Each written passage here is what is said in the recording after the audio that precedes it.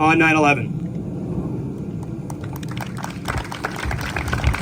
Good morning, everybody. I'm going to keep this brief because you've got something really important to do. But on September 11th, 2001, I was the operations officer and a Marine One pilot for the Presidential Helicopter Squadron based down in Quantico, Virginia. And my 9/11 experience can be boiled down very simply into three words: shock, rage, and resolve. So part one is, on that morning, I'm driving into work, and before I get to the squadron, I go to my barber to get a haircut, and the first plane has flown into World Trade. Okay, weird things happen on beautiful days. It's not the first time a plane has flown into a building. While I'm sitting in the barber's chair and RB is finishing up my haircut, the second plane flies into the second building. And that's when you know. And he said, "You need to go, don't you?" Because RB knew what I did for a living. I said, "Yes, I need to go." So I got back to the squadron, and the first thing I did, my first task, was to fly a white-top Black Hawk up into the DC area. You might recall the president was in Sarasota at the time, got him to Air Force One quickly. He was up and away, no issue. Back at the ranch, we were starting to get busy. As we're flying up into DC, I made the left turn on the Potomac, and smoke is rising from the Pentagon, and we're listening to conversations occurring between controllers on the ground and the unmistakable sound of jet pilots on oxygen masks, having conversations that you do not hear outside of combat. Because remember, the ground stop order was issued, but we still had planes coming in from overseas. Who were they? Those conversations are going on, smoke is rising from the Pentagon, and I looked over to my co-pilot and I said, "This is happening here." That's the shock part. The second part is on the 14th of September, we flew the president to Manhattan into the Wall Street pad so that he could visit Ground Zero.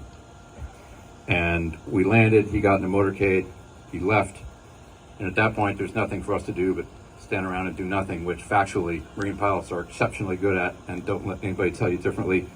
But as we're standing around there, every time we go someplace, of course, there's first responders available just in case. Thank you, gentlemen, for being here this morning. They were there.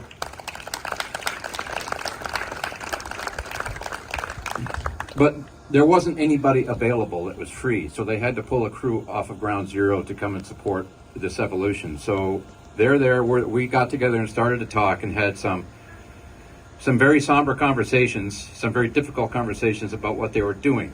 Because 3 days after, rescue, not so much. Recovery of remains, yes, they were telling us about what that was like. Those are conversations I would like to forget, but I have promised myself that I am not going to forget.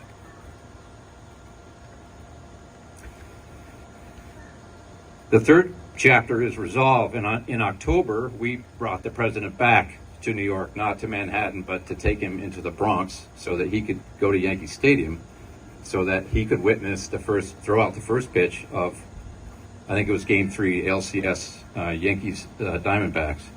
And once again, we were waiting around, and we did not need our radios to know where POTUS was when he walked onto the field in the stadium. We're half a mile away. But the roar that came out of that crowd, I cannot adequately describe to you. I've never been able to adequately describe what that was like. And I have goosebumps now thinking about it 22 years later.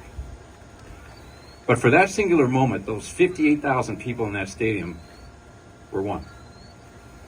That unity was amazing. And I don't think that this country needs another cataclysmic event to have that kind of unity. We do it through events like this.